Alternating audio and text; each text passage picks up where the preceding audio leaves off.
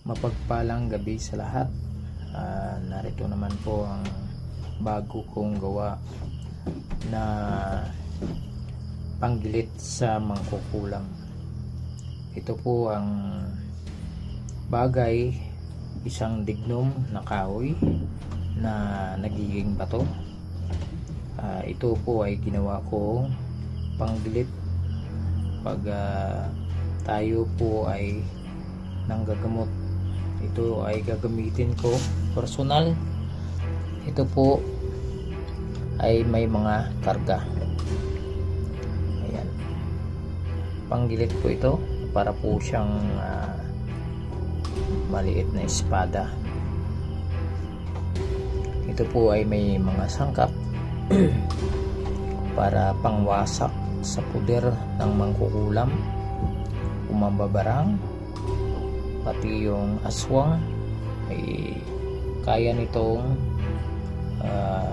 matatalo. Ito po ay may mga karga na po ito para sa kumbatian. Ito po ay sinadya kong ginawan ng ganitong mga mutya. Kargado na po ito sa dasal ng kidlat, at ito ay pangsaksak sa mga mambabarang, mangkukulam, sa mga masamang elemento. Ito po ay mabisa dahil ito ay yung pangsaksak natin, pangtusok natin.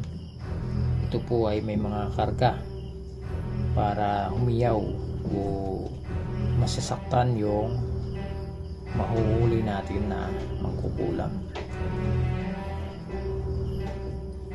Ayan po, may bahay, may bayuko, at meron itong dasal sa loob. Pangwasak puder ng mangkukulam, sumbalik sa mangkukulam, at ito ay may mga karga din ito na ayan po yung karga niya ay ito yung parang sigsag na yan, parang kidlat.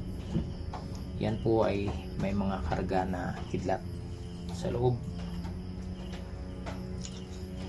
Ang gawin natin, ilawan natin to para makita nyo po.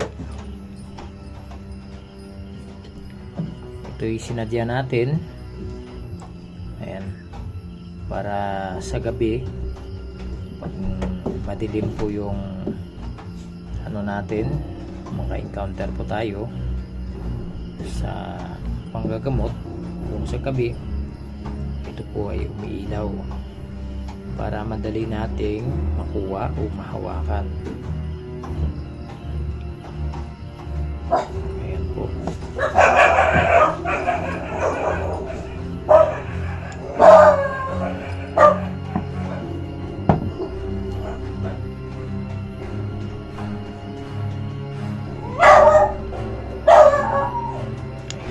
Research natin para ayan po, at papatay natin yung ilaw para makikita nyo ang ginawa natin maliit na espada. Ayan po, yan yung ginawa natin. Yan po ay napakagandang gamit pangkalatan. Ito ay pwede siyang dadalhin so may panagpas din ito o dihis pala. Ayan po ay maganda.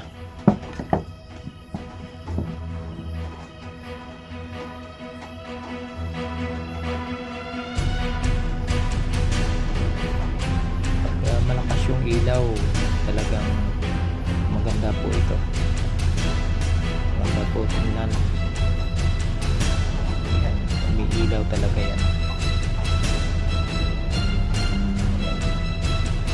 I-recharge natin yung ano natin, yung hawakan. Pag makahigit ito ng sinag ng araw, ito talagang mag-recharge ito na lakas yung mga mutya. Ayan, ito po ay may karga na ito. Nablisingan na natin, nabasbasan na natin to, konsagrahan din natin. Ayan, ayan po yung ano natin, pandak, hindi panday. Yan po ay pandak. Ayan, ito po may ano din ito, may buntot ng pagi sa loob. Pag magilit mo ito, talagang hindi maghihilom yung sugat ng mga kukulang. Dami po akong ilagay na panangkap dito, may mga sekreto din na panangkap. Ayan, maganda. Ayan mga kabartudis, yan lang muna ang ipapakita natin ng mga bagong gawa natin, personal na gamit. At gagawa pa ako nito, meron din ako dyan na nakuha ng mga kahoy na galing yan sa loob ng kuweba, kasi mabisa ang kahoy na sa loob ng kuweba. Maraming salamat. Yan lang muna. Paalam.